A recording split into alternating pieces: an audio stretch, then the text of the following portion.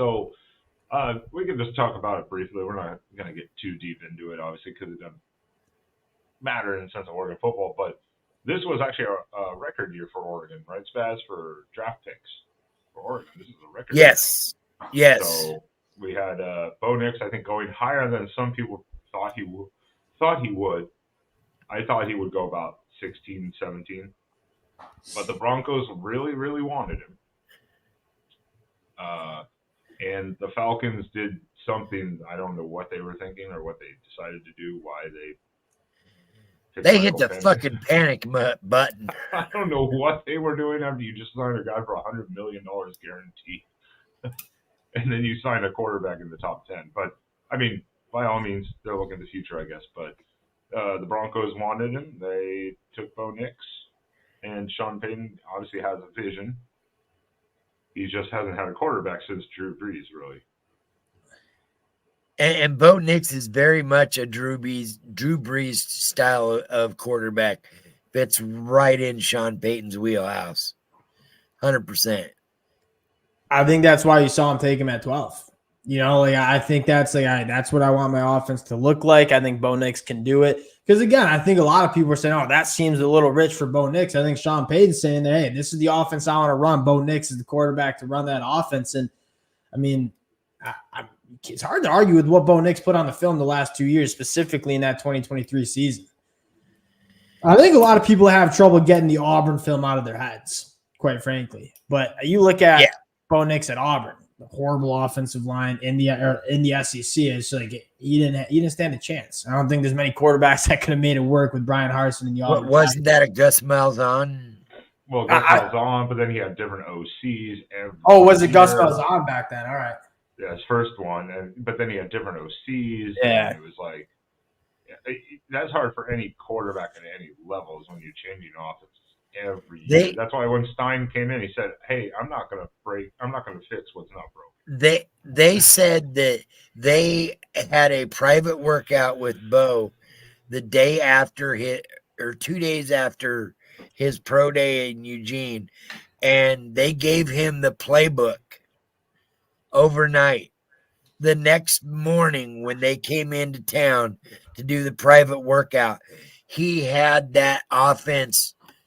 He had the Sean Payton offense memorized and was out there just shooting darts. Yeah. And that's why they decided to go with Bo. I think that's what made Bo Nix so special in 2023. I mean, you talk about having command of the offense. You talk about like making your decisions quickly, knowing what you're doing, knowing what you're looking at.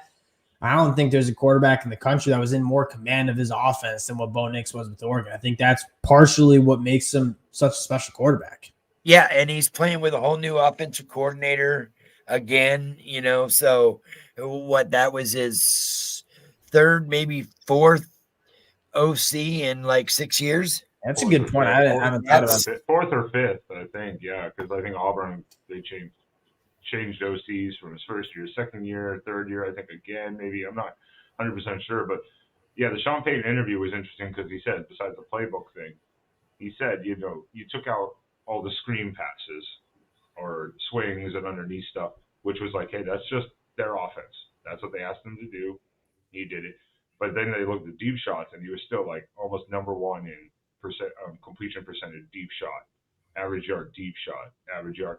If you took out the underneath stuff, which again, he's like, that's just part of the offense. You can't rate him on that. Well, I can say I had the same frustrations during the draft process with J.J. McCarthy, my guy at Michigan. Like a lot of people like to knock J.J. McCarthy because he's not filling up the stat sheet. You look at that Michigan offense, they want to run the football. They have a certain thing they want to do on offense, and that's what J.J. ran, and it took him to a national championship. And a lot of draft fans like to look at the stat sheets and say, well, he wasn't putting up the numbers. Game manager, yeah. Yeah, and it's like you go back and watch J.J. McCarthy. Exactly right. Now you're getting me all worked up about it. But it's like they're saying he's a game manager. You turn on the film, he's making some high-level throws. He's just not asked to do that much in that Michigan offense. Yeah, I think that's an excellent point.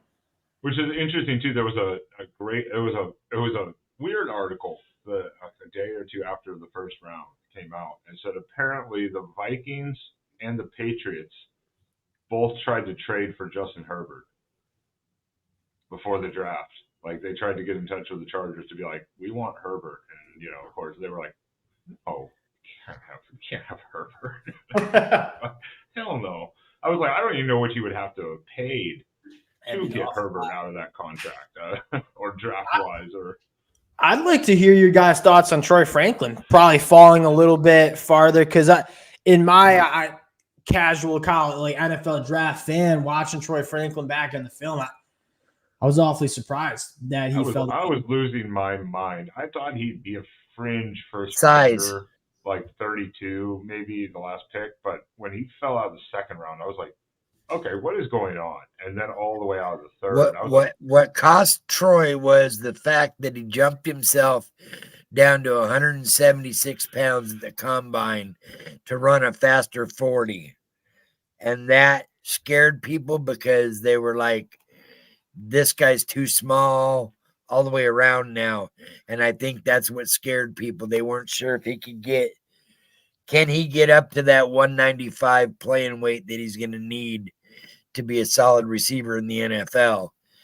Because he dropped like 14 pounds to do the combine because he wanted to run a faster 40. That's why. Whoever told him to do that killed his draft stock. It was just confusing me, not even because of that, though. There were some weird picks of receivers before. Luke McCaffrey. Wild. Went before Troy Franklin. When I saw that name go across McCaffrey. the screen. Yeah. I was like, dude, that guy's been to like 3 schools and he's out of Rice. Are you kidding me? Like, there was some just wild picks going on randomly. I was like, but then the Broncos traded up a spot to grab Troy at the beginning of the 4th, and I was like, because they were like, oh, he's still there? Well, hell yeah, let's grab him. I mean, why not? There's another offensive guy. We've already addressed their, I believe it was their linebacker position. So they did. I thought Bucky went a little more higher than I thought he would. I didn't think Bucky would go in the 4th round. I thought he'd go in about the 5th to 6th. So that was good for Bucky. Bucky was projected 3rd, so mid-3rd. So was he projected that high? I didn't even really look at the projections. I thought he was going to go 5th or 6th just because he is a smaller running back, But he's a bruiser, and that's why a lot of people picked him. Man, he runs that rock hard for his size. I also think that in the NFL, like having that pretty plus pass catching ability out of the backfield, like that's a trait that probably some NFL teams were like on a Bucky too.